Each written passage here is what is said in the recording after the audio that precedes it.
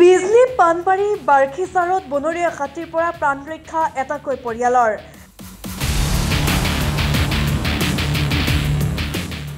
চিৰাং জিলাৰ বিজলীৰ ভাৰত-ভূটান সীমান্তৱৰ্তী বাৰ্খিচাৰ গাঁৱত যোৱা নিশা দুটা বনৰীয়া হাতীয়ে উপদ্ৰৱ চলাই গাঁওখনৰ নিবাসী খেতি কৰা জীৱন নিৰ্বাহ কৰা কৃষক নাৰায়ণ বৈশ্যৰ দুটাকৈ গৃহ ভাঙি লণ্ডভণ্ড কৰে।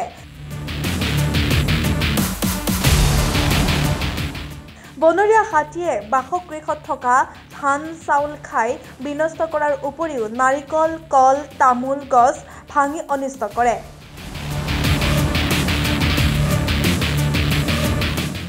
নাৰায়ণ বৈশ্যৰ পৰিয়ালে শুই থকা অৱস্থাত বনৰীয়া হাতীয়ে বাসগৃহতো উপদ্ৰৱ চলায়, যাৰ ফলত কোনোমতে বনৰীয়া হাতীৰ পৰা প্ৰাণ ৰক্ষা পৰে পৰিয়ালটো।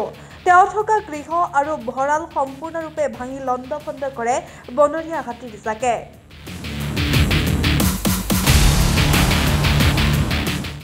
যোৱা ৰাতি অনুমানিক 1:30 পৰা 2টামান বজাৰ ভিতৰত আমাৰ মানাহ ৰাষ্ট্ৰীয় উদ্যানৰ পৰা অহা দুটা বনৰীয়া হাতীয়ে মোৰ ঘৰ দুৱাৰ ভাঙাৰ লগতে মোৰ ভঁৰালৰ ধান খাই যায় আৰু নাৰিকল গছ, কলগছ আৰু তামোল গছৰ বহুতো ক্ষতি সাধন কৰে।